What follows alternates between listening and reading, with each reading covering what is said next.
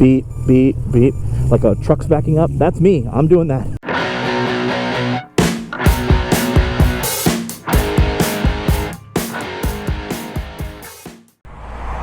We're gonna do it. We're gonna do another one. I just got done doing a video, and the weather's nice. The light is decent, so we'll get out. This one might be a little cold in these CB750s if you know anything about them.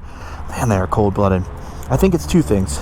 I think that it's 4 cylinders divided by those 4 carburetors divided by 750, and so you have a lot of small orifices, and so it takes a while, and you've got really minor differences make a huge difference in the carburetor. And then the other one is the fact that the oil is in a remote tank, and I think it keeps it cooler up away from the engine, so take a while to warm up. This is a 1974. I should have done my research, but let's wing it. In 1974, there we go, 3 of 74, CB750K. They didn't have Fs yet, but it was just a super sport. But this is the standard model with the 4x4 exhaust, and it has the original exhaust that is called HM341 if you're playing along at home. And this is my favorite color, which is called Sunrise Metal Flake, and it's gorgeous. We don't have a lot of sunlight right now, but in the sun, that it's got metal flake in it. You know, it's from the 70s. It pops and sparkles and just drives you crazy. It's got Chen tires, so that's what they would have come with originally. There's no way those are original tires. They did make those tires for a long time, but this bike just runs great. Hopefully I didn't shoot myself in the foot by saying that. I was just checking to make sure the fuel was on. I just rode this a little bit ago. There we go.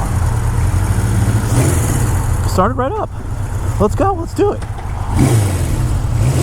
It is a little cold. There's my buddy Ronnie. He just 614 Moto. Get a little plug on YouTube. He's ridden my bike and a bunch of other bikes that we have here. Great mechanic. Excellent human being. Anyway, CB750 has a lot of history, and I've ridden a couple on this channel before. I'll give you my standard intro. My name is Dylan. I run a shop called Throttle Company Vintage Motorcycles here in Columbus, Ohio. We do vintage motorcycles. We do Royal Enfield, and we do Moto Guzzis, which is what I had just gotten done riding because we got a brand new one just yesterday. It is December 30th, 2022. Isn't this crazy? I'm riding a motorcycle. It was very, very cold a week ago, but today it's 60. Just insane. I don't know if that's climate change or what, but it is wild, and I'm taking advantage of it. I'm riding until it gets dark here in an hour or so, and I've been riding all day, and we all have. When weather gets like this, you just take advantage. If you guys are in California or something where it never really gets winter, you have no idea what I'm talking about. But if you're in Milwaukee or Canada, you're going, oh yeah, if it was 60, I'd be out riding right now. If it was 40, I'd be out riding. So anyway, I don't know if you can hear it. This bike is extremely original. That'll be the way of summarizing this bike up, is it sort of original survivor, or whatever you want to call it. I'm pretty sure this is original paint. It definitely looks like original paint from the other ones I've seen. It's not perfect. Minor little imperfections, which leads me to believe it hasn't been repainted. But it also, another thing that reminds me, obviously you got the original exhaust. That's like the holy grail thing that everybody looks for. That original exhaust can be up to $4,000 or more these days. I know that sounds crazy. I said $4,000. This whole bike is probably, I don't even know what this one's going to be worth. 15, let's say. And the motorcycle is almost a third of the price of, or the exhaust is almost a third of the price of the whole motorcycle, and that is absolutely true. That's how these CB750s are. Those exhausts just never lasted. Everybody took them off, or they rusted out from sitting or whatever. And another thing that this may be controversial is you shouldn't go out and start your motorcycle for like a minute or two. You know, a lot of people say that, oh, my bike was sitting over the winter, but don't worry, I went out every week and just started it for a minute or two. All that does is put moisture in your exhaust, and then it doesn't have a chance, because you're not out riding it, to get all the way through and out of the exhaust, and it just sits in there, and you'll come back to a rusted exhaust. And it's not something you'll see, and you won't directly associate it with what you're doing there, but trust me, it does happen. So I think a lot of people were doing that during this time. I don't know if you can hear it. The other thing is beep, beep, beep. like a truck's backing up. That's me. I'm doing that. Back in the 70s, it was a safety thing, so you didn't accidentally leave your turn signal on. I normally take this off. If this was my bike, I probably would take it off, but this bike is going to be for sale in our shop, and a bike like this that has that kind of stuff, I keep it as original as possible. This motorcycle is a time machine, and that's what people want. That's what I want from this bike. So there's a lot more dirt there, so I slowed down than I meant to, more than I meant to. But this was the king. This was the British killer back in the day. So Triumph, BSA, all the British bikes, Norton, Royal Enfield, they were the ones everybody wanted in the late 60s. Triumph 650, a BSA 650, very similar motorcycles. Norton eventually moved up to a 750, sort of late 70s, or late 60s, early 70s. And Norton Commando is what I'm talking about. Triumph Bonneville. These were the bikes that everybody wanted. And if you didn't want a Harley or whatever. And Honda developed, they only had small bikes. You know, they had little scooters, and they had a CB750 at that point, Black Bomber. And they came out with this and shocked the world. 4 cylinders, that's crazy. It didn't vibrate. They had advertisements with a glass of wine sitting on the seat. This is a gentleman's motorcycle compared to those other ones that were just raw and raucous. Give you some of that original exhaust note.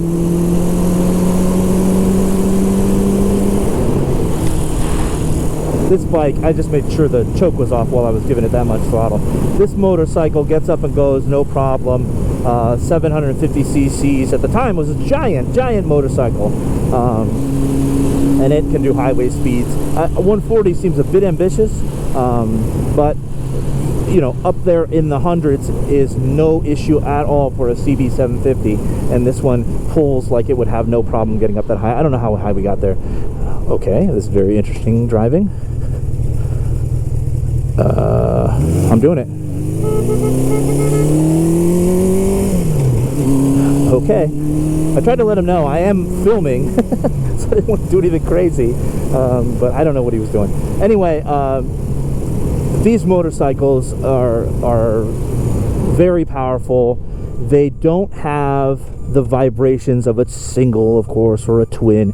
That's the thing about a 4-cylinder, is they have very little vibration, because you think about the pistons are individually very much smaller for 750, and they're vibrating or they're moving faster, and it just creates this kind of subtle increasing vibration. You also get a lot more RPM out of it, because smaller pistons can move faster, and you wind up getting that smoother engine. You know, modern sport bikes are all based off of this motorcycle essentially, but the principles that are here in place in this motorcycle for sure is you know, GSXR and Yamaha R1. Those kind of motorcycles are multi-cylinder motorcycles that are getting their horsepower from their high revs.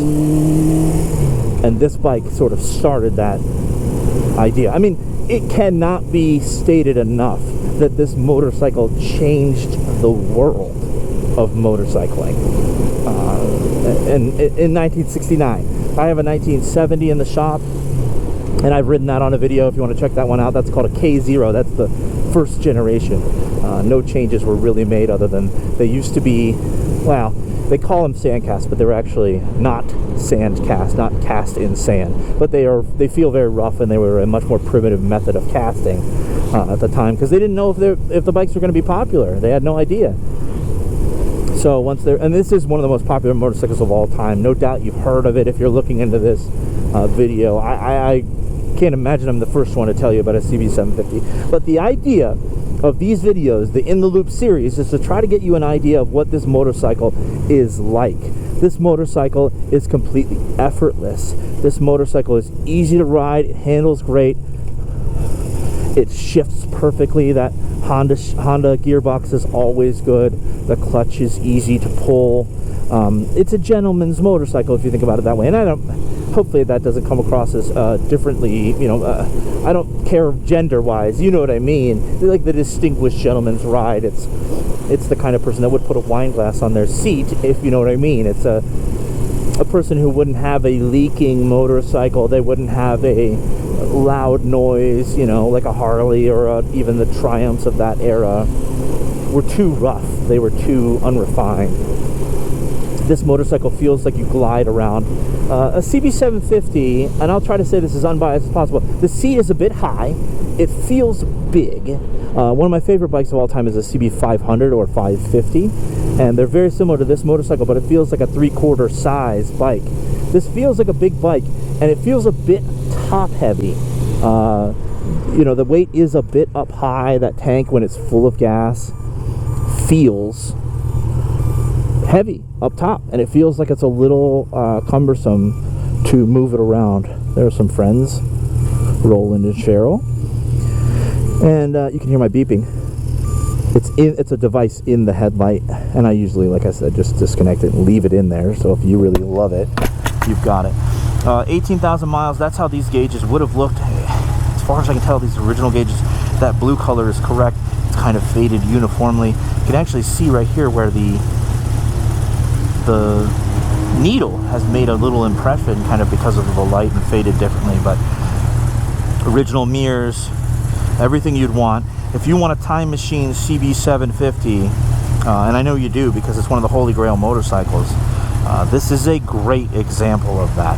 I didn't talk a lot about this bike specifically. We're going to have photos. You know, Nicole is our kind of in-house photographer and owner of the business as well, and she does a great job with the photos. So we'll get some photos taken of this, and you can see it. And I'm sure there's a sale listing out there somewhere before this thing gets sold. But this is a gorgeous motorcycle that just runs like a top.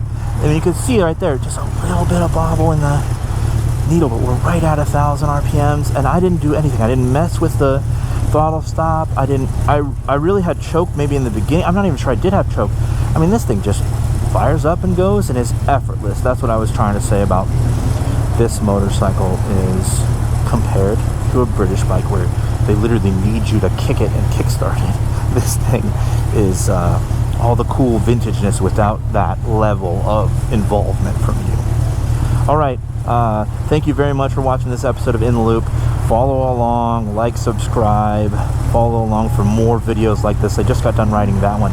Maybe not that exact one, but one like that one. So sometimes it's modern bikes, sometimes it's modern bikes that just look old, and sometimes it's old bikes. So I will see you guys next time.